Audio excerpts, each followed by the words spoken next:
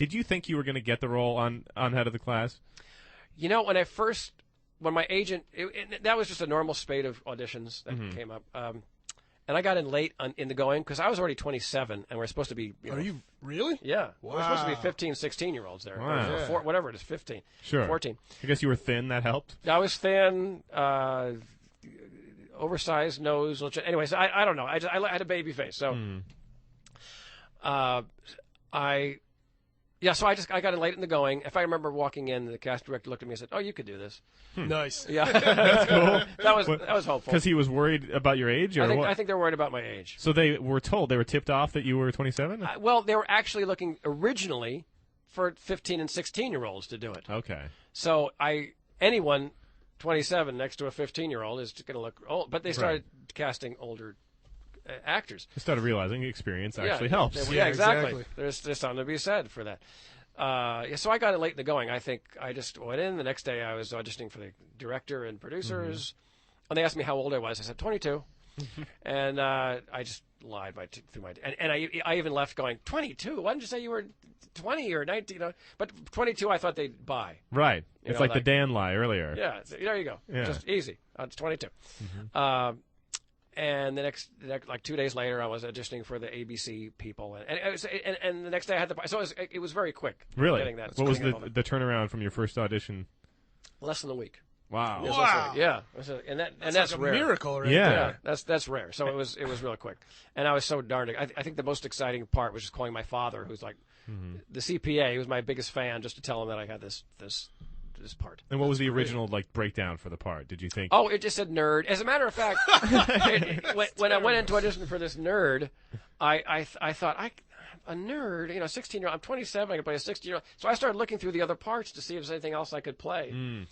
But no, they said nerd, so I just I did. And of course, I'm so glad it was so much fun to play the nerd. Of course, so. Yeah, Arvid was great. How long did that show go? 5 years, yeah. 5 years, Like that's 86 to 91. Yeah, we had a nice run there. And 2 different teachers. Who was the better history That's teacher, right. Billy or Charlie? Well, we were so used to Howard Hessman as the teacher, and when they brought and Billy Connolly's funny in his own right, but by the time they brought him on, they were like done with us.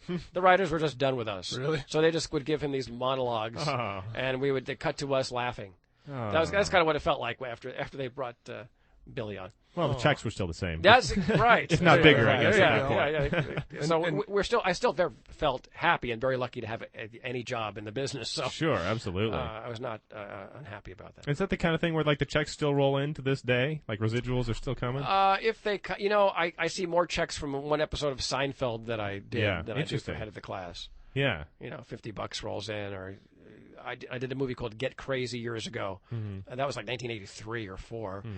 That starred Malcolm McDowell and Daniel Stern. And I get checks, and those are the 8-cent ones. Right. It's really? Why even send it? Why send the 8 cents? It costs 42 cents to send. Why do they do it? Anyway. Just some law. I guess it can't sit around for too long. Yeah.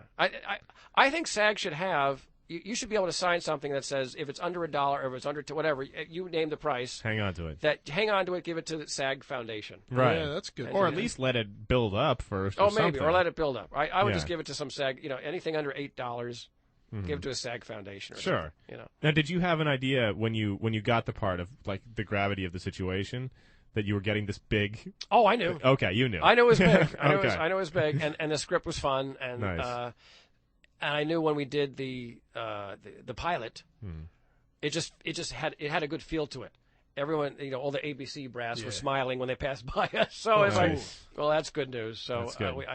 by the time they said we were picked up, I was like, oh, good. I mean, I was already excited. I'd already been excited for 3 months. Is it true you once set a birthday girl on fire? Absolutely true. Oh, boy. I did. I was doing. This is when I was growing up doing magic. Thank you. Thank you, Los Angeles. Thank you. No, please. Okay. I love how that tapers. There's no taper. Yeah, it's like, he refuses. that sounds like a lot of my shows, actually. I was doing magic shows at kids' parties, and this happened probably when I was 14 years old. We're okay. We're already laughing. Yeah. So you were a kid yourself. I was a kid. I was 14 years old. This is great. And there's a show. The kids are in the living room, and there's one of the tricks. The finale is I have like a board with stools under it. Say, I have the birthday girl lie on the board, and I had a puff of smoke that was just like a flash pot that makes and catches fire to a flash paper with smoke powder in it. So it creates a puff of smoke. So I pull the stools out and I pull the cloth up over her to reveal that she's floating in the air. Whoa. Magic. And well, the flash pot caught before I pulled the cloth up. The flash pot went off and it caught fire to the cloth. Oh no! So I didn't realize it at first. I pulled the cloth up over the birthday girl, and I'm going like, and the kids are going, "She's on fire! Oh man! She's up because there's a flame going there." So I was like panicked, and I'm trying to make it part of the show. Yeah, you should have rolled with it. Yeah, it's like the magical flame will help the illusion of levitation. I mean, I'm batting it with a newspaper. Like I'm trying, like no strings. Here, no, and actually, newspaper might not have been the best it might not. call. Yeah, it's true. But I had one of those Zen moments, and it was just out of pure panic. I would never do it again. I just grabbed the flame I just grabbed the cloth in my hand where the flame was, and I just squashed it with my hand. Nice. Wow. I just Well, your palms were probably sweaty enough that it put it out. that must have done. And I put it and just went on as if nothing had happened, even though now there's no gaping hole in the cloth. Right. Unfortunately, it did not actually reach the birthday girl. Oh, thank goodness. The funny part was afterward, the parents were not in the room. The parents go off. They sit the kids at the magic show and go off, and could be for the best they weren't there. yeah. And so later, afterward the show, the kids are going, "Mommy, the magician set Cindy on fire." Whoops. And the parents are like, "Oh, and was it scary?"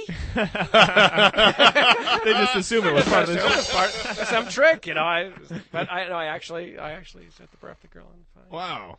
Now, I was hanging out after the show at the Comedy Store, talking to Andrew Dice Clay, and we're just having drinks and talking. And Sam, he was not famous. None of us had done anything yet. Sam he was a doorman at the club, and he had been a real life preacher. And so he comes up to us and goes, "You guys got to come with me. We're going to do a seance." I went, "What?" And Clay and I laughed because he thought he was kidding. Yeah. However, the seance was and he was very serious. Okay. A year before I got out to Los Angeles, there was a comedian named Steve Lubetkin. I didn't know him, who was told after a comedian strike that he couldn't work at the Comedy Store anymore. Ooh. So he protested by going to the top of the Hyatt Hotel next to the store and diving into the Comedy Store parking lot. No. That's a bad idea. Wow. It's never good. Always. I'll scratch that one off. Yeah. So Ouch. Sam was convinced that Steve's ghost was still hanging around the Comedy Store, and this night he felt it so strongly, and he felt he knew where exactly the ghost was. It was up in the rafters, behind some door. So he wants Clay and I to come up and do a seance because he needs more people. So after Clay and I were done laughing and figuring, but we figured he was serious. Sure. We go and we climb this little rickety ladder up to the little rafters up there. What's the minimum number for a seance? He couldn't do it Yeah, alone. what could it be? You can't do a seance by yourself. Yeah. I guess, It's right? got to be at least 3. I think you have to be able to hold hands. And Okay. Yeah. So we climb up there, and like one, there's a crawl space that leads to the lighting booth, but the other way is like a plank leads to a door, a closet door. It looks like it hasn't been opened since the place was Ciro's nightclub in the 40s. I mean, it's just like no one has gone in there. So we're standing outside this door, and I'm between Clay and Sam Kennison, and he has us hold hands. This is the only time that probably this ever happened. Sure. Where someone's holding Clay and Sam Kennison are in a little chain holding hands. Right.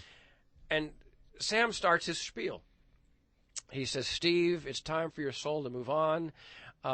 We are here. We are here for you." And he goes on for like 4 minutes. This jargon and spiel. And Clay and I are like, because it's like 2 a.m. It's dark and dank up there. Was it starting to get spooky, or did you? It was yeah. a little spooky. And Clay, Sam at the end goes, "Okay, if you can hear us, Steve, if you're ready to move on, give us a sign." And oh, there you go. Well, you know what? That's not far from what we heard. Really? That's not far. That's pretty close to what we heard, because I heard at that. Well, if something happened on an earthly plane, maybe an aluminum duct gave or something, because we heard this kind of like sound coming. There we go. That's closer, maybe. There you go. With seagulls, but Yeah, whatever. some locusts passed by. Coming from, it sounded like it was coming from directly that, and it wasn't a joke because Clay looks at me and goes, "Let's go." And the three of us, I mean, Sam included. Yeah. So he wasn't like he was like on top. The three of us ran like the Three Stooges running from the Mummy. we're like trying to fight our way down the ladder. Get your foot out of my face. We'll just keep on going. We were like, literally like three clowns trying to get down off a ladder. He had to ask for the sign, didn't he? He did. He asked for the sign.